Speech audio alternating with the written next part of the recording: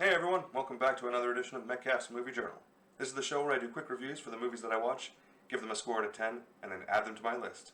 So let's see what movie I'm reviewing today.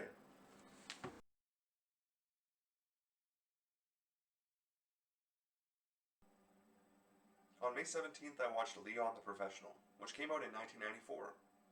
And I think this one got recommended to me like 5 years ago, so it's about damn time I saw this one. And look, it's that magical year of 1994 showing up in back-to-back reviews.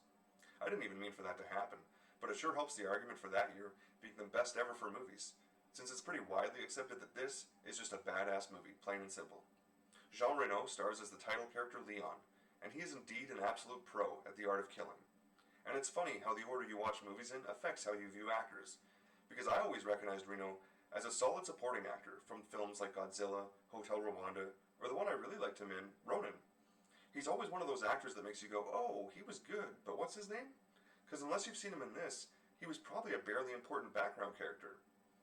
Maybe he was just too French to ever catch on as a mainstream action star in the States, but it's a shame, because in terms of pure acting talent, he puts the likes of Jason Statham or Gerard Butler to shame.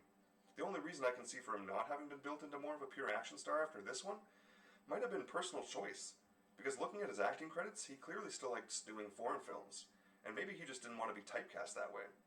The story here ultimately centers around our hero assassin Leon, as he tries to raise and educate in the art of killing a 12-year-old Natalie Portman, portraying Matilda.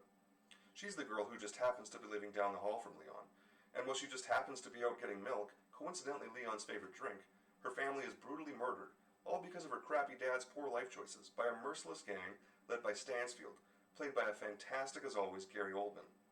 She ends up knocking on Leon's door in a desperate plea for help, and in choosing to help that one person in need, Leon kicks off a character metamorphosis that's just beautiful to watch.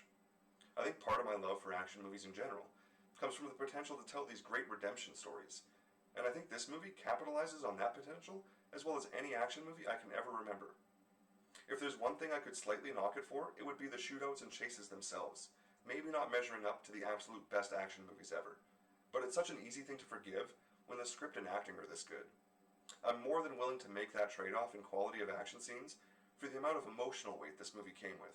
It's honestly a real shame that more action movies don't come with this kind of heavily emotional story, literally changing and adding to my definition of what love can look like. And instead they continue to opt for bigger guns, faster car chases, and louder explosions.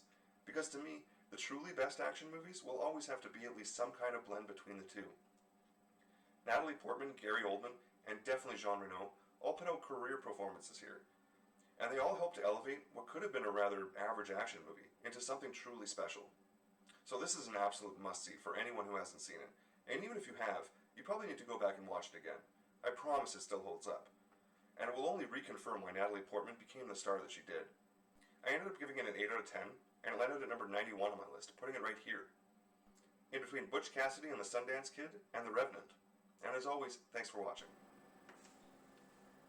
Hey everyone, thanks for watching another edition of Metcalf's Movie Journal. Be sure to click like and subscribe for new videos every week.